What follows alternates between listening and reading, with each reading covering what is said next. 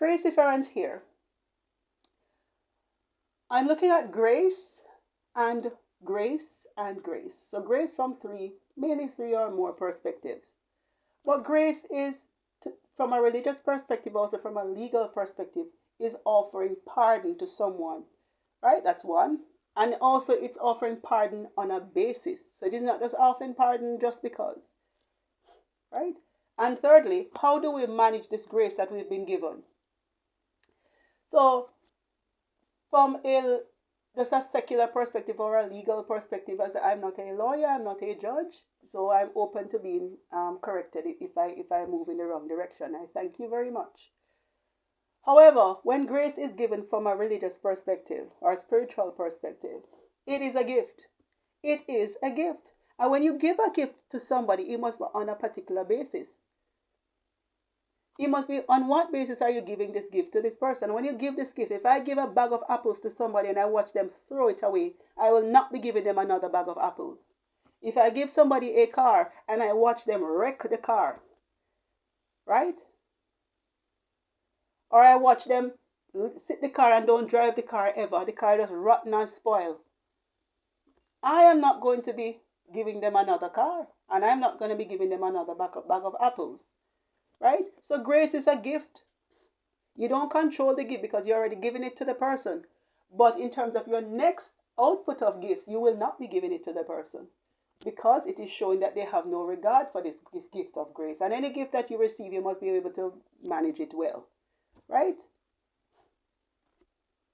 Doesn't mean you're perfect, but it cannot be that you're careless to disregard the thing. You won't be receiving it a second time. When a judge gives you, or a legal system gives you a pardon, it must be on the basis that it must be on a particular basis. If it is sees that you're mocking the system, one of the worst things I've seen in court where people are mocking the judge or being disrespectful, and the judge like, really? Oh, or when they're mocking the victims like, oh, you suffered, right? Oh, you suffered. Oh, you were, or that is where the court says no. No. You are a psychopath. And you show that you have not shown any remorse for the person, and you are a danger to yourself and to those around you, because we cannot release you into the open because you may do the same. You have shown us that you have no regard for human life and human dignity. And therefore, we cannot allow you to disrespect people like that in the way of your words and your actions. And so the judge will say, nope. Give him fully 25 years. I see you for who you are. Sometimes you have a lawyer. When the lawyer speaks on behalf of the person, but the person has not changed. But because the lawyer is of a great experience, the lawyer is able to represent the person in a particular way. But the heart of the person has not changed. And so they win the case in court, or they get some pardon in court. But in real life, leave them a few years later and they will do the same thing. Right? And so it's on a basis, whether religiously or otherwise. It's not just for you to just carelessly give. In the Bible, we saw even Jesus. He gave grace on a particular basis. The woman who was caught in adultery, the law says stone her to death. What about the man? They were just looking at it from a traditional perspective. Now, traditions are created for a particular era in time by a particular people. You are living in your present era, and you need to define what it is the appropriate for your society, appropriate for your social circle, appropriate for your life, that is not causing harm or to you or to somebody else.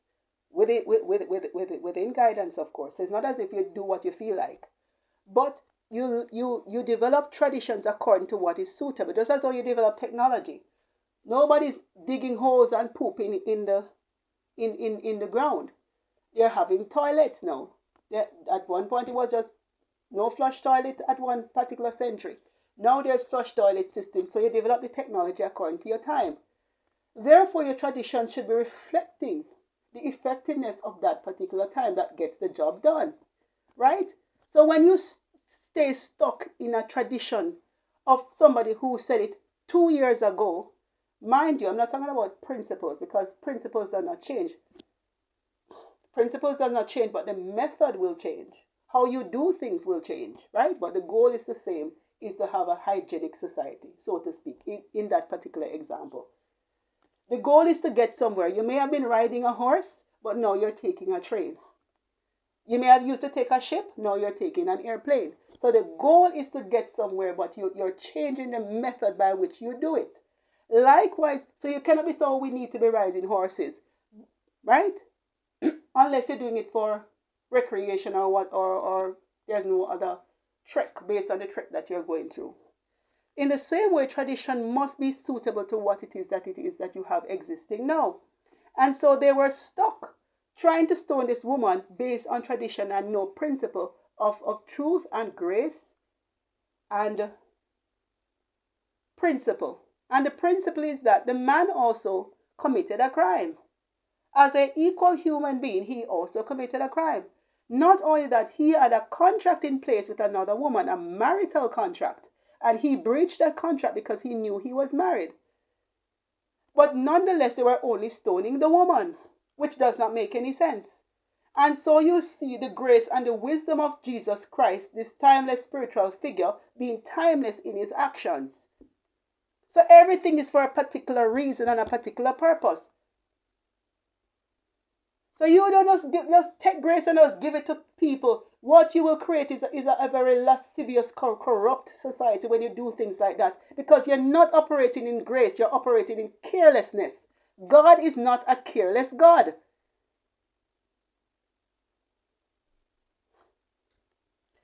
You must operate by principles. And it doesn't mean that you operate by any rigid constraint or so on.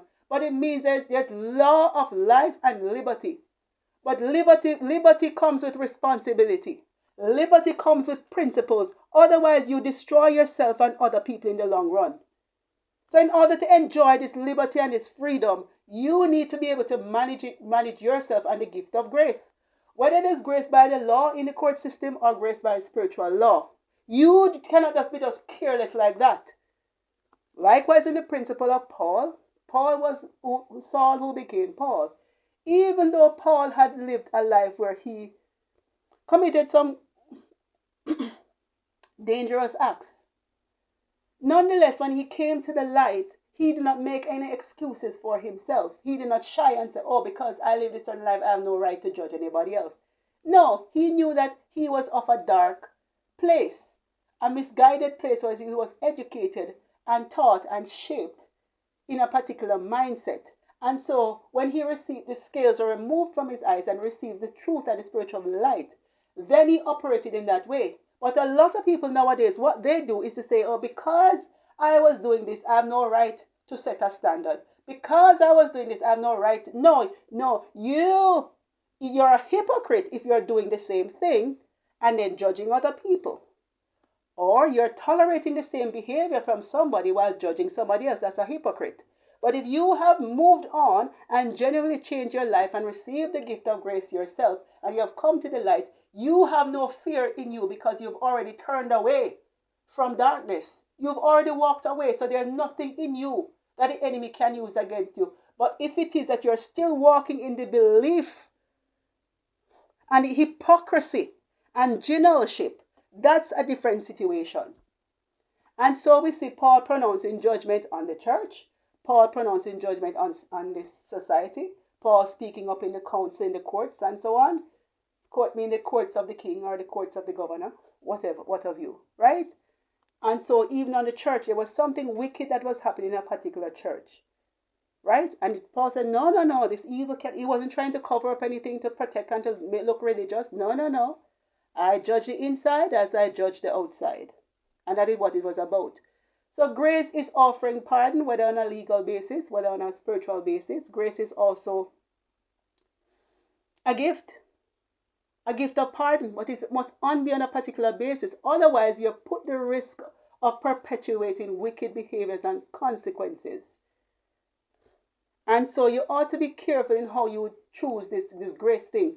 Because what I've seen happening is a careless, misguided understanding of what grace is. And the psychology of that, I'm going to get to that in part 2. The psychology of people who believe in carelessness.